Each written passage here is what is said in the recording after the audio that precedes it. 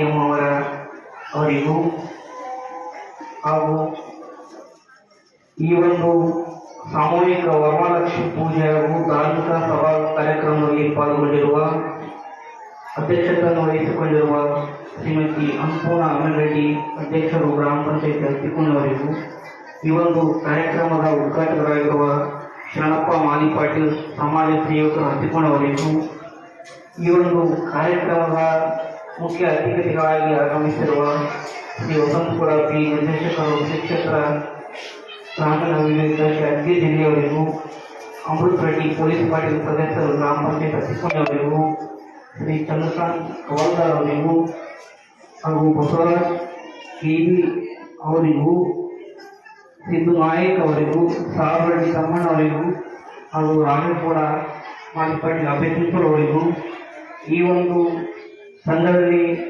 ಪಾಲ್ಗೊಂಡಿರುವ ಎಲ್ಲ ಸದಸ್ಯರಿಗೂ ಹಾಗೂ ಈ ಕಾರ್ಯಕ್ರಮದಲ್ಲಿ ಪಾಲ್ಗೊಂಡಿರುವ ಎಲ್ಲ ಹತ್ತಿಪುಣಿಯ ಗ್ರಾಮಸ್ಥರಿಗೂ ಹಾಗೂ ಸುತ್ತಮುತ್ತ ಎಲ್ಲ ಗ್ರಾಮಗಳಿಗೂ ಶರಣಾರ್ಥಿಗಳು. ವಿಶ್ವರಾಜ್ಯರು ಮನುಕುಲದ ಉದ್ಧಾರಕರು.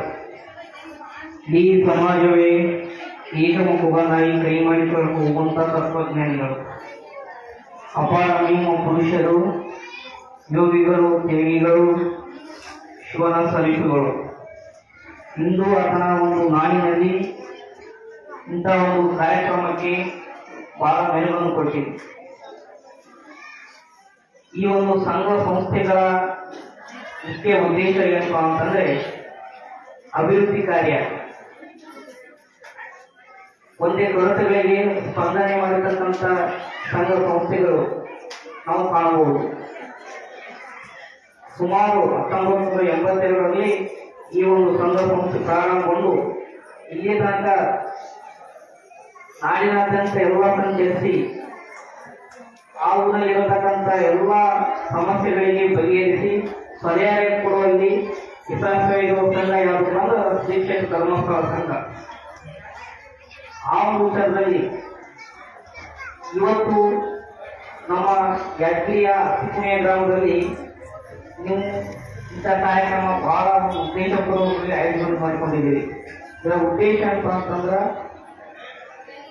ಊರಲ್ಲಿರ್ತಕ್ಕಂಥ ಒಂದು ಸಮಸ್ಯೆ ಹೇಳ್ತಾ ಇದ್ರು.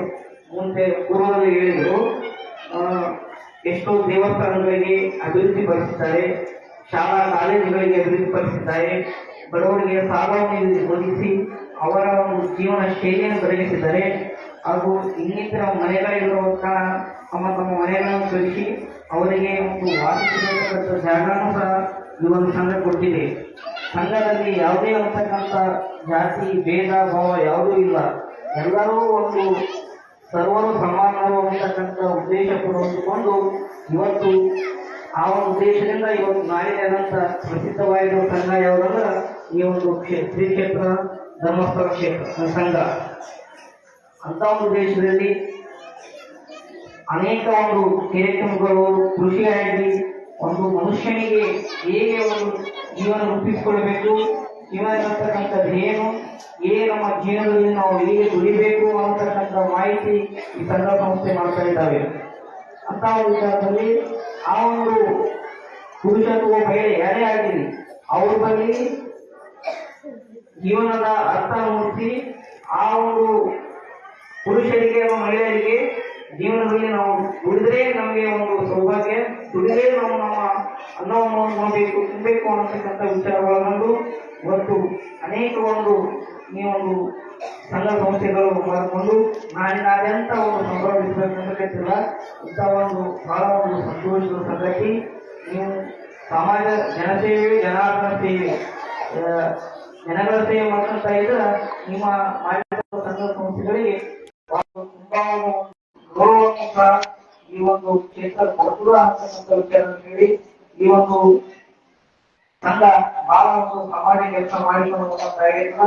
ಆ ಒಂದು ದಕ್ಷಿಣ ಕರ್ನಾಟಕದಲ್ಲಿ ಅತ್ಯಂತ ಮಹತ್ವವಾದ ಸ್ಥಾನ ಕ್ಷೇತ್ರ ಧರ್ಮಸ್ಥಳ. ಆ ಒಂದು ಕ್ಷೇತ್ರ ಬಹಳ ಒಂದು ಅಪಾರ ಹಿಂದಿನ ಇತಿಹಾಸ ಅಂತಕ್ಕಂಥ ಕ್ಷೇತ್ರ ಆಗಿಲ್ಲ.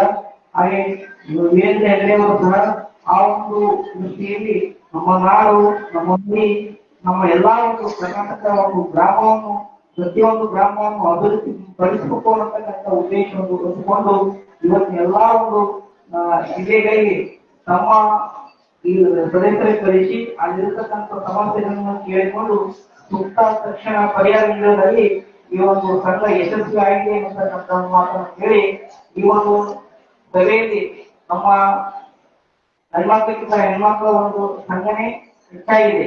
ಇದು ಕಾರಣ ಏನಪ್ಪಾ ಅಂತಂದ್ರ ಪ್ರತಿಯೊಂದು ಅಂತ್ಯಕ್ಕೂ ಕಾರ್ಯಕ್ಕೂ ಒಂದು ವರಮಹಾಲಕ್ಷ್ಮಿ ಅಂದ್ರೆ ಹೆಣ್ಣು ಮಕ್ಕಳಿನ ಒಂದು ಶಕ್ತಿ ಆ ಒಂದು ಸಂಘಕ್ಕೂ ಯಾವುದೇ ಪ್ರತಿಯೊಂದಕ್ಕೂ ಒಂದು ಸೌಭಾಗ್ಯ ಕೊಡತಕ್ಕಂತ ಕಾರ್ಯ. ಹೆಣ್ಣಿನ ಒಂದು ಶಕ್ತಿ ಬಹಳ ಅದ್ಭುತವಾದ ಶಕ್ತಿ. ಒಂದು ಪ್ರಸಂಗ ಏನಪ್ಪಾ ಅಂದ್ರ ತಾಯಿಯ ಮನಸ್ಸು ಅಥವಾ ಮಹಿಳೆಯ ಮನಸ್ಸು ಬಹಳ ದೊಡ್ಡದು.